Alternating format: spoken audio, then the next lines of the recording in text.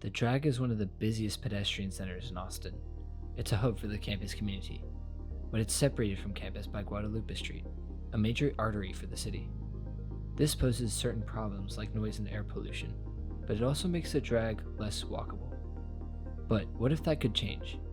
Walking through a leafy park-like campus setting, and then suddenly there's a 4 or 6 lane highway running in the middle of it, and you feel like you've stepped onto another planet. Instead, we're suggesting that we should put the bicyclists and the people who are walking at the top of that pyramid.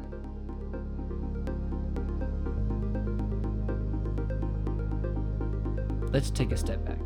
Austin's growth is exploding. You have some of the fastest growing cities in Texas, Austin included. We are growing quite rapidly at about more than 100 people per day.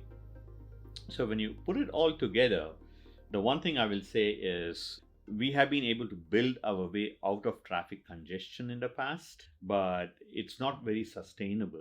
The Austin government wrote about this issue in a paper released in 2017, highlighting Guadalupe as an area needing of change. Since then, the drag has become a focus point in an effort to make the city more walkable. And in 2020, Austin voters approved Project Connect, an overhaul of transportation systems in the city. Project Connect was approved by voters partly because it does include so many different transportation types for build out over the next 20 or so years.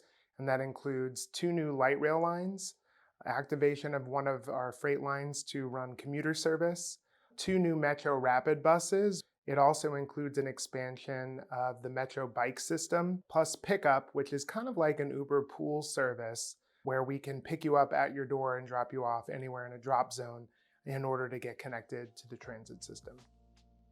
Project Connect is still experiencing some criticism. One area of debate is whether Austin is too low density to support light rail systems. What we have found in most cities is that light rail does bring in a higher density in and around stations. When you start having 2 or 3 different lines, that coverage increasing draws in more residential and other economic development in and around stations. Another area of debate is over the cost. In the past 2 years, the cost estimates for the light rail lines alone have almost doubled. We're experiencing inflation in the form of the actual labor as well as materials. We're also experiencing the cost increases in property values. So a huge spike in property values impacts this project anytime you're talking about right-of-way. In addition, during the public process, there were some additional requests that increased the scope of the project, and we're reviewing that as well. These price increases are leaving many Austinites wondering, where will that money come from?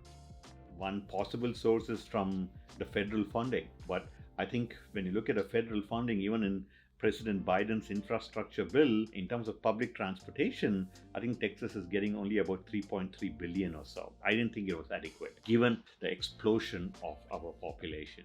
So, how does this all affect the drag? Project Connect is still in its development phase, and will be until spring of 2023. The city of Austin has a vision for Guadalupe Street, but cars aren't in it. If you look at the data, there are more pedestrians crossing from West Campus to UT than even at 6th and Congress. But if you look at the drag today, it's built largely for people to drive through it.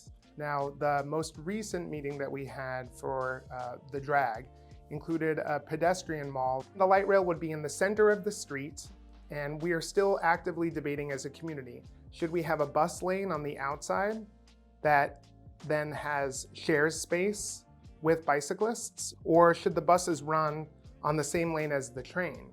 But the cars that are just passing through, we're expecting them to find a new route. We're looking to that future where 20, 40 years down the road, we can't imagine that space being anything but a place where people can walk and bike and dine out on the street, and it feels like a vibrant, warm space.